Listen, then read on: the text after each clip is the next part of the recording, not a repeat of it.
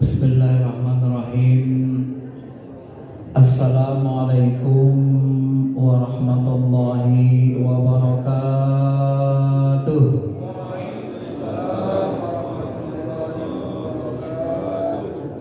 Alhamdulillahi rabbil alamin, wal aqibatu lil muttaqin, wala udwana illa 'alal zalimin. Allahumma shalli ala sayyidina habibina syafi'ina wa maulana Muhammadin wa ala alihi wa sahbihi ajma'in, amma ba'd.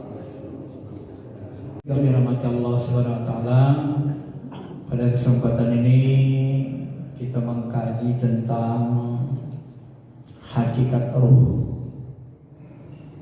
Untuk apa kita mengkaji hakikat ruh? Karena sebenarnya diri kita yang sebenarnya adalah ruh itu sendiri.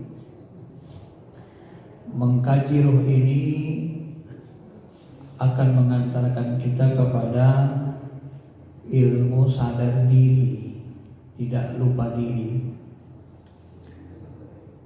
Mengkaji ilmu ruh ini mengantarkan kita kepada pemahaman pentingnya memberi makan unsur rohani kita, sehingga hidup kita tidak terfokus semata-mata kepada materi.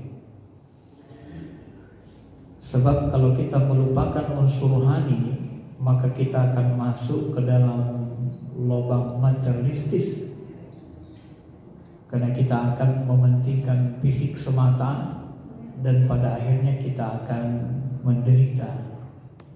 Karena fisik kita itu hanya seonggah kulit yang akan hancur binasa saat dia masuk ke alam bakar.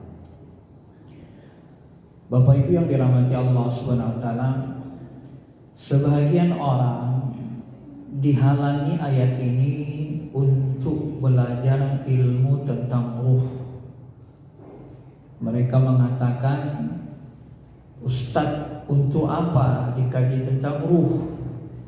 Bukankah mengaji tentang ruh itu, kata Allah, urusan Allah, tidak usah dikaji. Wa yas'alunaka 'anir ruh, qulir ruhu min amri rabbi wa ma utitum minal ilmi illa qalila. Ketika mereka bertanya kepada Muhammad tentang ruh, katakanlah ruh itu urusan Tuhanku. Min amri rabbi, min dari amar, alam amar. Ruh itu di bawah perintah Allah. Dari alam amar, dari alam perintah. Tapi diterjemahkan biasanya termasuk urusan. Amar itu bisa juga urusan Tuhan. Dan kamu tidak diberi ilmu kecuali sedikit. Inilah ayat yang selalu membuat orang terhalang belajar ilmu ruh. Padahal kita disuruh menuntut ilmu yang membuat ilmu kita itu sadar diri. Kalau kita tidak kenal diri kita, kita tak bisa sadar diri. Kalau tak kenal kita diri kita, kita tak kenal ilahi. Kalau kita tak kenal Allah, maka hidup kita tak banyak arti dalam pandangan Allah Rabbul Izzati.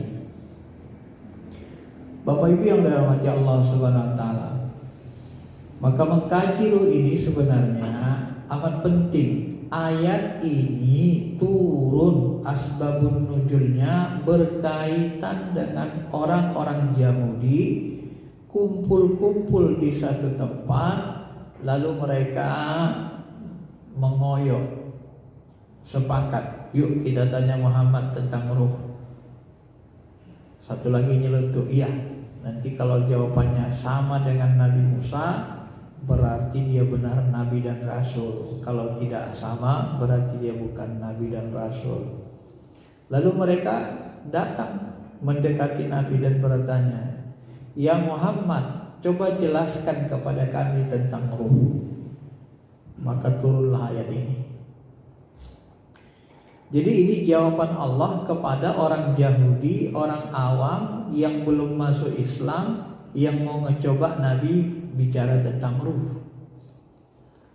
Sehingga saya harus mengatakan, apakah pengetahuan kita tentang ruh harus kita samakan dengan orang Yahudi yang mengetes Nabi yang belum masuk Islam? Padahal kalau kita mau jujur, ketika Ibnu Qayyim bersusah payah menulis kitab ruh, di situ banyak sekali riwayat dari Nabi, pendapat sahabat, asar sahabat, tabi'in yang membahas tentang ruh itu lebih detail. Apakah itu tidak perlu kita pakai? Kita buang saja. Dan ketika Nabi berbicara tentang ruh kepada Ibnu Abbas, ketika Ibnu Abbas ngobrol tentang ruh dengan Umar bin Khattab, dengan Imam Ali, lebih mendalam lagi, apakah itu tidak perlu? Apa kita harus biarkan pengetahuan ruh kita sama dengan orang Yahudi yang belum masuk Islam? Tentu jawabannya tidak. Maka ini adalah salah satu kesalahan dalam memahami. Kenapa? Karena mengenal ruh itu sama dengan mengenal diri. Mengenal diri mengantarkan kita kepada mengenal Allah. Awaluddin ma'rifatullah. Awal agama itu kenal Allah, kata ulama. Dan cara mengenali Allah yang terbaik, paling cepat adalah dengan mengenali diri kita sendiri. Tentu lewat bimbingan Al-Quran, sunnah, hadis, pendapat sahabat, para ulama-ulama yang ahli di bidang ilmu ruh ini. Bapak Ibu yang dirahmati Allah Subhanahu wa taala, dalam Al-Quran kata ruh ini diungkapkan untuk menyebut 4 hal. Yang pertama, ruh itu disebut untuk mengungkapkan jismun latifun, ya, jisim halus yang ditiupkan ke dalam janin, ke dalam diri manusia. Fa idza sawaituhu wa nafakhtu fihi min ruhi faqau lahu sajidin. Apabila aku telah menyempurnakan diri Adam, diri manusia, wa nafakhtu fihi min ruhi, aku tiupkan padanya dari ruhku. Tiupan pertama Allah kepada ruh itu menghasilkan yang namanya Nur Muhammad, kata Syekh Abdul Qadir Jilani. Dan ruh kita diciptakan dari Nur Muhammad. Di alam ketuhanan, alam lahut, seluruh ruh kita dipanggil dengan Nur Muhammad. Maka Nabi Muhammad itu dikenal dengan istilah Bapak Ruh. Orang tua yang melahirkan kita di dunia ini namanya orang tua jasmani, jismani. Orang tua jismani kita yang pertama Nabi Adam. Tapi orang tua rohani kita itu Nur Muhammad, Bapak rohani. Begitu dia. Ya. Ini yang pertama. Al-Quran mengungkapkan demikian. Yang kedua, ruh itu juga digunakan Al-Quran untuk menyebut dengan wahyu, dalam arti wahyu. Yunazzilul malaikati warruh, yunazzilul malaikata birruhi min amri ala man yasha'u min ibadihi. Dia, Allah, menurunkan para malaikat dengan membawa wahyu dengan perintahnya. Jadi ruh itu disebut juga dengan wahyu. Ini penggunaan kata ruh oleh Al-Quran.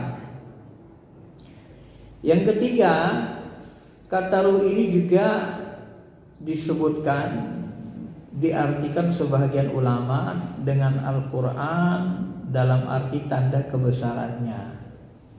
Innamal masihu Isa bin Maryam Rasulullah wa kalimatuhu alqaha ila Maryam wa ruhum minhu.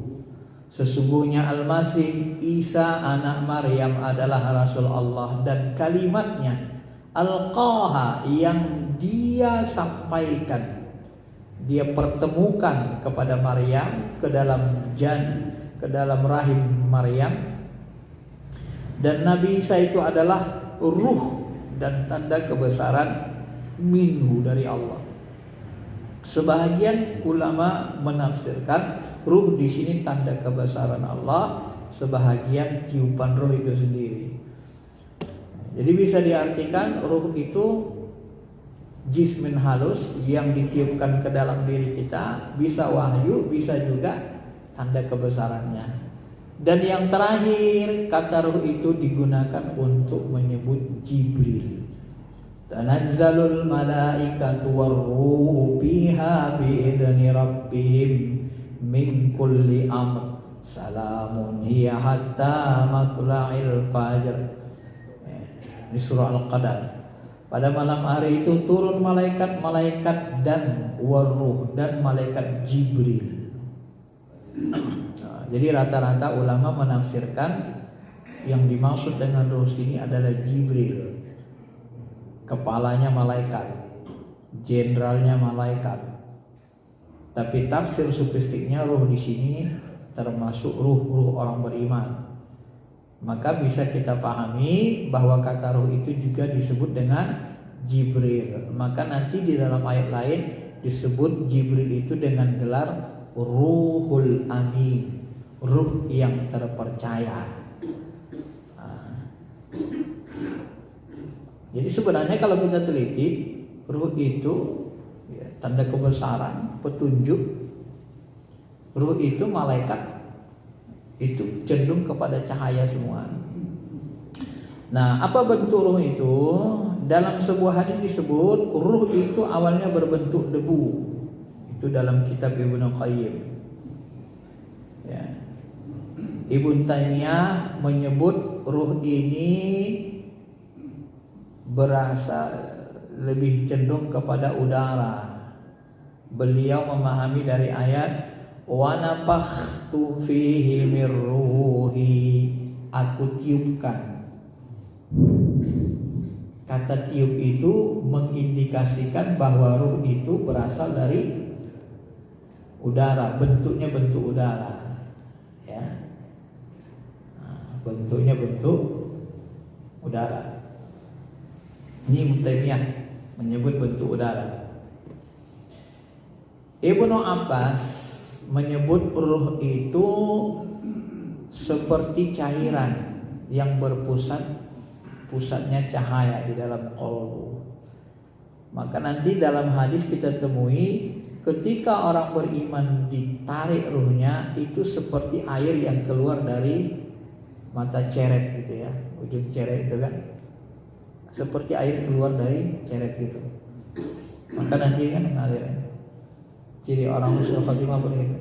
Jadi ruh itu keluar seperti ceret itu, air dari ceret dikeluarkan. Nah, jadi seperti cairan tapi pusatnya cahaya, kata Ibnu Abbas, dalam qalbu. Ya.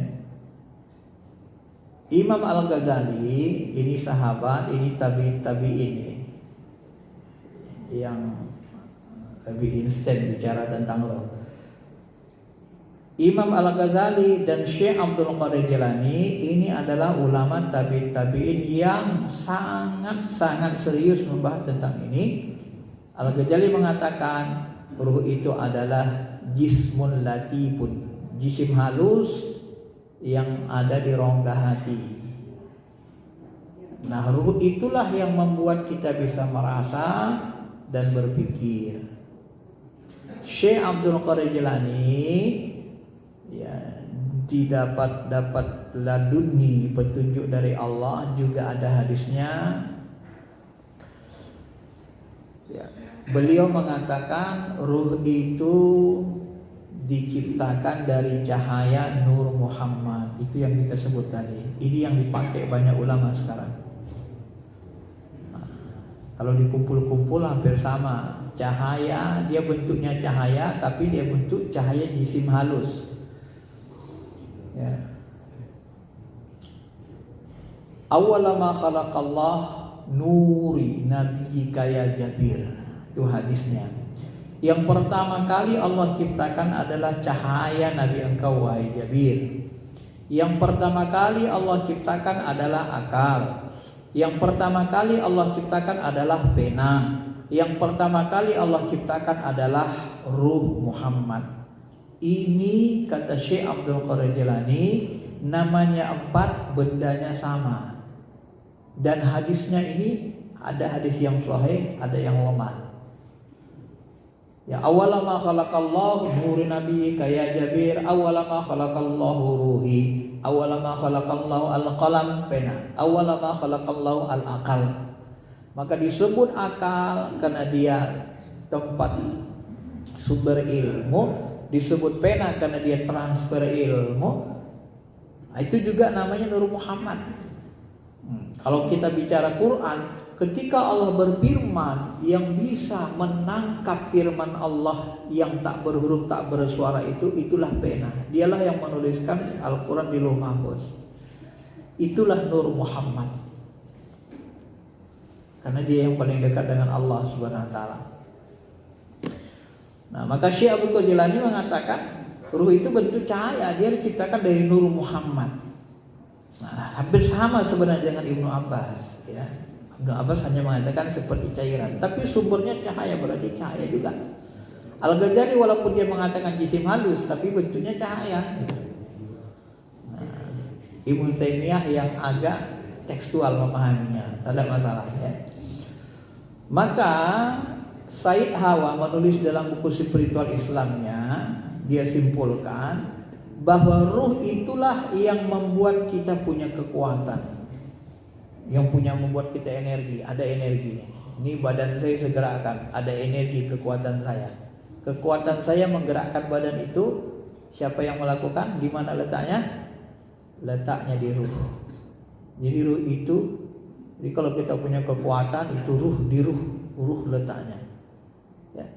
Ketika saya berpikir, itu saya berpikir menggunakan ruh. Ya. Ketika saya mendengar menggunakan ruh, melihat, mencium, bicara, ada detak jantung hidup, itu semuanya sumbernya ruh. Kata Said Hawa. Mau kita buktikan? Coba lepaskan ruhnya sekarang. Kira-kira apa yang terjadi? Kalau ruhnya dilepas, apa yang terjadi? Bisa dengar? Masih bisa dengar? Enggak bisa. Bisa mencium? Berpikir?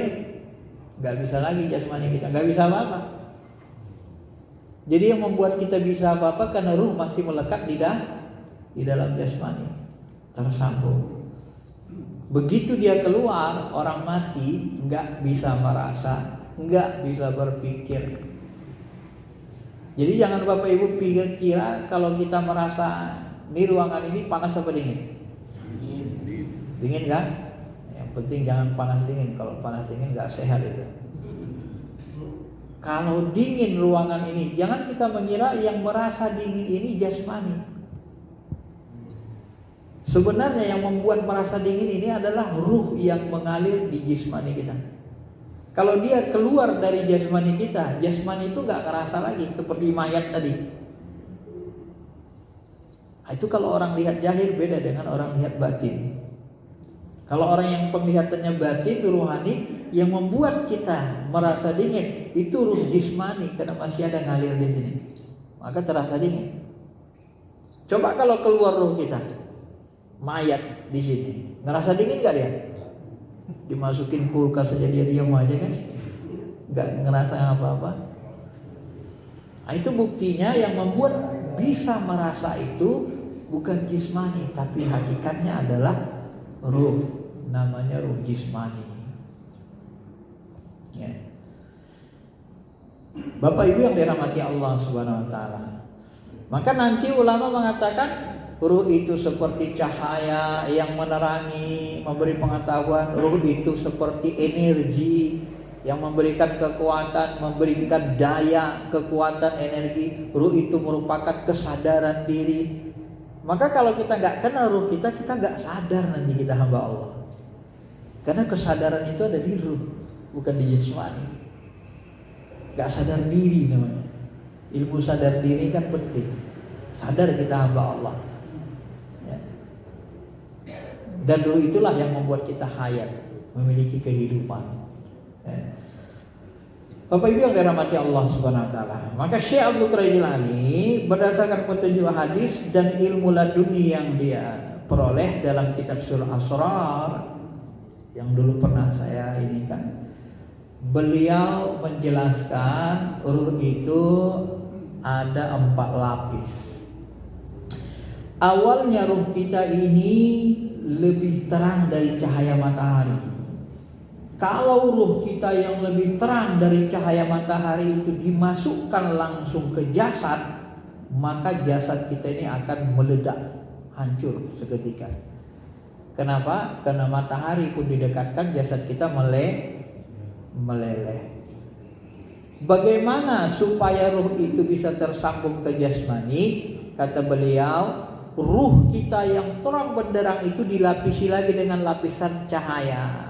Lapisan cahaya namanya ruh sultani, pakaian sultani. Jadi ruh itu punya lapisan pakaian cahaya.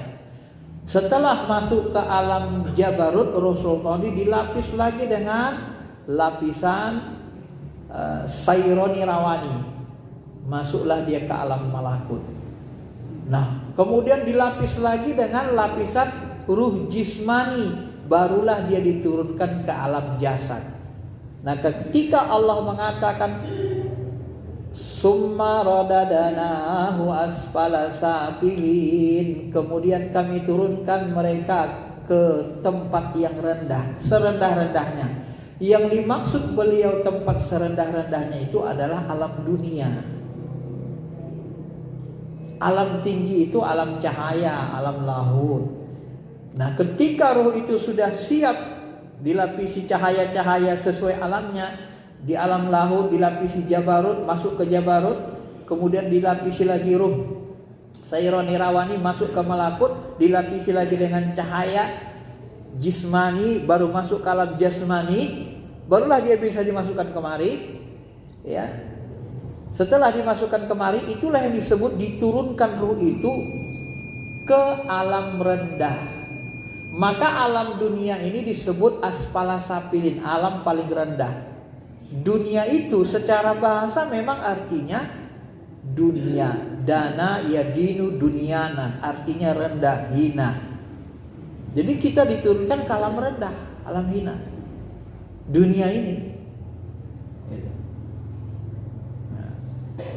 Maka nanti kita kaji lagi setelah beliau mengungkapkan ini, maka terpencarlah ruh itu. Karena dia berlapis-lapis pakaiannya, maka dia memiliki fungsi rasa yang berbeda-beda. Nah, sebenarnya ini dulu pernah saya jelasin, tapi mungkin sebagian belum paham. Fungsi rasa yang berbeda-beda itu, itulah nanti membuktikan bahwa ruh kita itu berlapis-lapis. Ini dingin, yang merasa dingin tadi jismani, ruh jismani, ruang edarnya di jasmani ini sampai ke lidah. Kita cicipi teh manis, ini rasanya apa rasanya? Manis. Kalau air putih tawar. Nah, yang bisa merasa jismani itu lidah. Kenapa? Karena di lidah, di jasad ini mengalir cahaya. Kalau Sayyid Hawa mengatakan dia bentuk cahaya mengalir di seluruh tubuh dan dialah membuat bisa merasa. Itu namanya ruh jismani. Ya, lapisan paling luar. Nah, ketika kita merasa anak kita wisuda, wah, senang. Ya. Orang tua kita berangkat haji, pulang haji, senang, gembira. Itu letak rasanya di mana? Letak rasanya di mana? Di qalbu, di hati. Nah, ketika kita merasa senang, gembira, atau sedih melihat anak kita sakit, rasa sedih itu bukan di ujung lidah. Benar? Gak ada orang bilang, aduh aku lidahku sedih. Ada? Gak ada.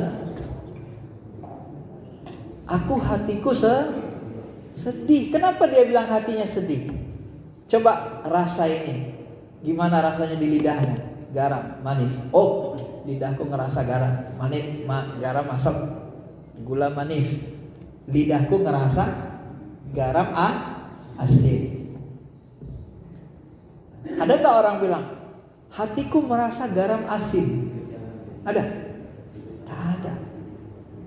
Jadi rasa garam itu di ruh jismani yang merasa, tapi rasa sedih, rasa bahagia itu ruhani, di qalbu sudah. Beda kan? Bisa dibedain? Itu buktinya bahwa ruh itu berlapis. Karena tempat setiap ada ruh, di mana ada ruh, di situ ada rasa. Maka tempat rasa itu berbeda-beda dia makomnya, tempatnya, alatnya. Itu menunjukkan kebenaran teori ini, bahwa ruh itu berlapis-lapis. Ya. Ikhlas, tenang, kita zikir tenang. Ala bizikrillahi tatmainnul qulub. Ketahuilah dengan zikir hati tenang, tenteram. Tenang, tenteram. Itu sudah masuk ruh sulmani, nurani. Lebih dalam lagi, sabar, tenang, tenteram. Dan yang terakhir namanya ruh rabbani. Ruh rabbani itu dia rasa bertuhan, dia menyaksikan Allah saja. Ini kalau boleh kita umpamakan, jasmani kita ini Bapak Ibu seperti sangkar saja sebenarnya ini. Sangkar. Seperti mobil. Mobil itu kalau dibiarkan di depan bisa jalan nggak dia? Nggak bisa ngapa-ngapain. Masuk manusia supirnya baru bisa digerakkan. Jasmani ini dia sangkar. Masuk ruh rabbani, kalau ruh rabbani yang menggerakkannya maka dia bawa mentaati Allah. Ya. Kalau kita lihat Uwais Al-Qarni itu dalam satu riwayat, dilihat orang habis subuh dia zikir. Ntar lagi selesai. Sampai zuhur enggak selesai. Dilihat lagi habis zuhur, ntar lagi selesai. Sampai asar belum selesai zikirnya. Ntar lagi selesainya itu. Dilihat asar sampai maghrib enggak selesai zikirnya. Masih zikir dulu. Dilihat Isya juga masih gitu. Akhirnya yang ngecek amalan Uwais Al-Qarni enggak kuat dia. Enggak selesai zikirnya, udah pulang. Itu kalau sudah sanggup begitu, ruh rabbani udah itu bermain. Karena dia maunya ke Tuhan aja, ruh rabbani itu. Kalau dia mengendalikan jasad, ya udah dia ke Allah saja maunya. Tapi kalau yang mengendalikan jasad, sangkar jasad kita ini hawa nafsu, itu ibarat supir mabuk, nabrak, namanya orang mabuk nyetir kan, nabrak sana, nabrak sini, ya gitu. Karena hawa nafsu itu tidak kenal perintah dan larangan. Dia tidak peduli dengan Tuhan. Dia yang maunya, apa maunya harus dipenuhi. Mau halal, mau haram dia nggak peduli. Maka jangan sampai yang mengendalikan ruh kita, mengembalikan jasmani ini, sangkar ini adalah hawa nafsu. Yang terbaik tentu ruh rabbani yang kendali. Yang terbaik. Tak mampu ruh sultani, tak mampu ruh ruhani, bertahap. Kalau ruh ruhani itu yang disebut nanti menghasilkan jiwa lawamah. Kalau buat dosa terasa sedih, nyesal, ya Allah, ampunilah dosaku. Sudah ada rasa penyesalan. Ya. Nah, di ruh jismani ini lebih cenderung kalau saya memahami dekat kepada jiwa. Orang Jawa menyebut dengan sukma. Nah, orang yang bisa mendidik ruh jismaninya ini betul-betul taat kepada Allah, tunduk. Kalau sudah sempurna didikan taatnya, kata Syekh Abdul Qadir Jilani, maka dia bisa menghasilkan karomah di dunia.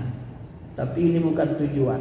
Apa karomahnya? Ruh jismaninya nanti bisa mengangkat jasadnya, ringan jasad itu, bisa jalan di atas air, bisa terbang di udara, seperti para wali. Ruh itu bisa ngangkat, Pak. Diangkat di jasmani kita. Kalau sudah dididik dia, ringan jasmani kita. Maka sahabat itu sebagian, dalam riwayat sebagian sahabat itu ada yang bisa jalan di atas air hanya dengan modal bismillah saja, bisa terbang. Ya, saya dapat riwayat dari orang yang terpercaya, Abah Hanom bisa melakukan itu. Habis ngisi kajian, ada seorang ustadz yang katakan tanda kutip anti tasawuf, dia ceramah, dia serang itu tarekat Abah Hanom, dia cerita-cerita. Ternyata Abah Hanom di sono, ya Tasikmalaya. Setelah selesai, dia datangi ustadznya, Ustaz sudah pernah ke Tasik? Belum. Ya sesekali silaturahmi loh Ustaz, mau gak silaturahmi ke Tasikmalaya, Santen Abah Hanom? Boleh, kata insyaallah. Baik Ustaz, naik sama saya, naik mobil. Ustaz coba pejamin matanya, pejam matanya. Tahu-tahu mobilnya udah sampai depan pesantren Tasikmalaya. Kaget dia. Bapak siapa? Saya Abah Hanom. Akhirnya dia cium tangannya. Kaget dia, karomahnya bisa ngantarkan ini. Habib Lutfi juga sama. Habib Lutfi itu ditelepon di Tebet Mas Raya, orangnya masih hidup. Ya, jam 1. Janjinya jam 1 pas. Ya. Setengah 1 ditelepon, Bib, jadi datang ke rumah. Jadi, insya Allah jadi. Jam 1 kan jadinya? Iya. Habib di mana sekarang? Saya masih di Pekalongan. Wih, yang nggak terkejar Habib. Ini kan sudah tengah 1. Mana mungkin bisa, Bib? Ya saya kan janjinya jam 1, bukan tengah 1. Ya tunggu aja lah, katanya. Jam 1 udah datang di depan rumah tempat Mas Raya dari Pekalongan. Itu orang yang seperti Wais Al-Qarni itulah, bisa badannya mengendalikan. Itu kalau sudah benar-benar terdidik. Itu disebutkan Syekh Abdul Qadir Jilani di dalam kitab Sir Asrar karomahnya. Maka kalau ke orang yang belajar ilmu ruh ini, yang begitu-begitu gampang dipercayai karena bisa dibuktikan. Yang melapaskannya kutub, wali tingkat tinggi, disebutkannya dalam kitabnya, nggak mungkin dia bohong. Yang membuktikannya mursyid sebagian bisa buktiin. Ya. Mirip juga dengan Syekh Abdul Rokan. Coba baca sejarahnya. Ketika terjadi perang sama Belanda, dia masuk kamarnya Taman Tawajuh. Tahu-tahu dia perang di sana. Orang Belanda lihat gagah sekali dia berperang. Sampai dia bilang sama nanti Sultan, dipoto sama Belanda. Ini, coba lihat ini. Ini siapa ini yang hebat sekali memerangi kami Belanda? Tolong carikan orangnya. Nah, ternyata Sultan ini muridnya. Sultannya pura-pura baik, nanti akan saya cari. Padahal gurunya siapa Rokan.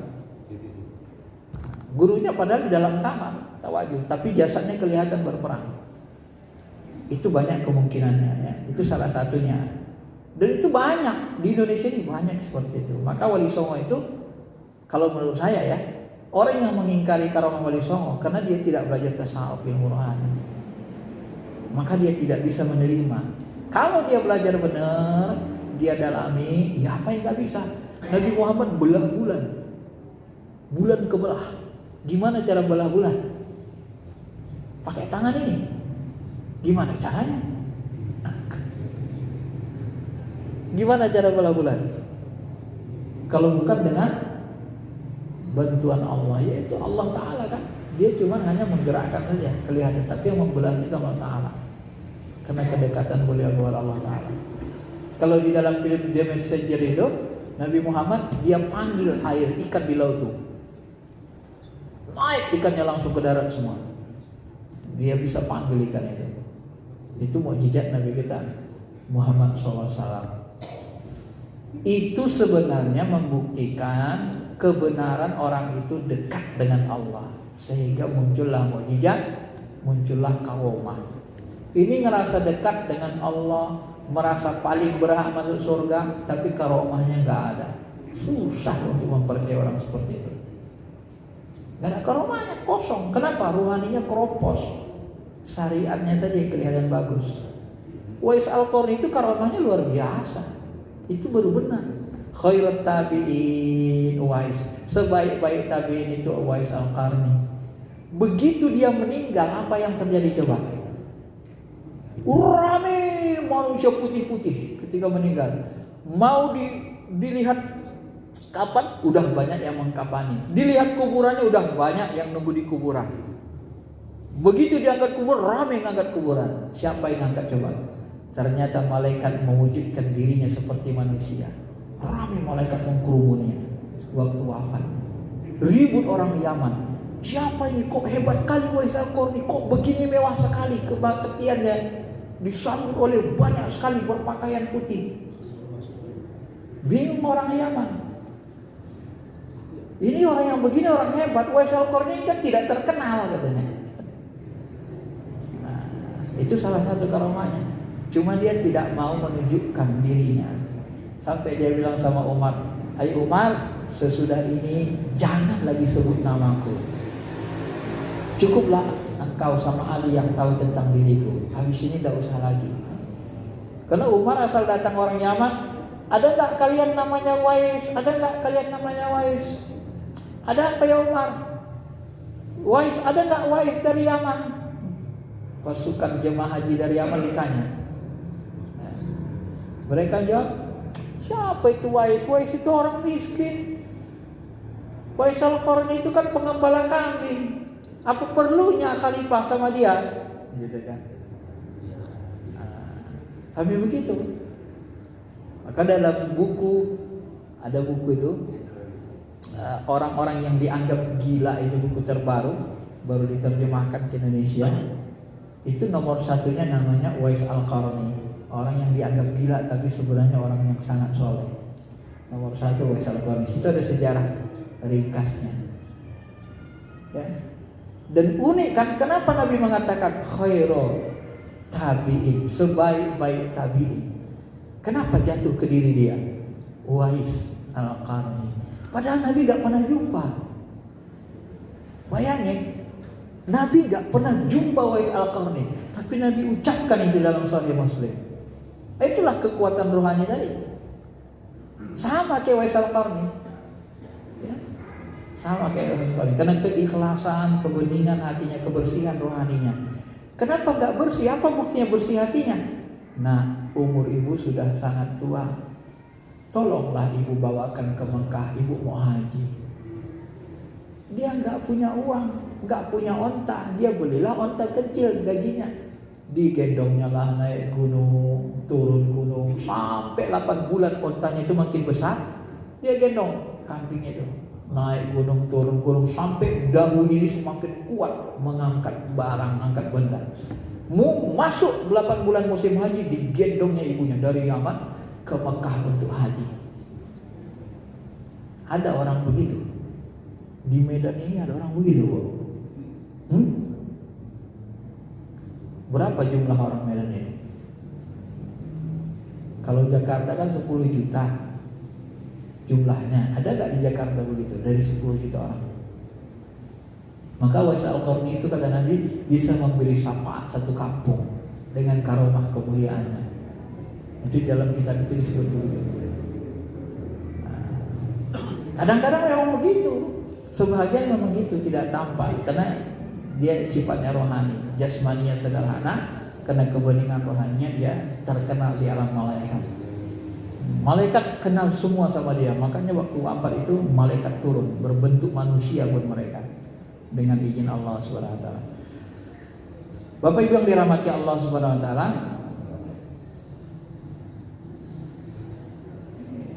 maka dari itu ya, kita harus mengenali diri kita ini, ruh-ruh yang tadi sudah saya jelaskan. Dan memang tujuan belajar ilmu ruh ini bukan karomah ya.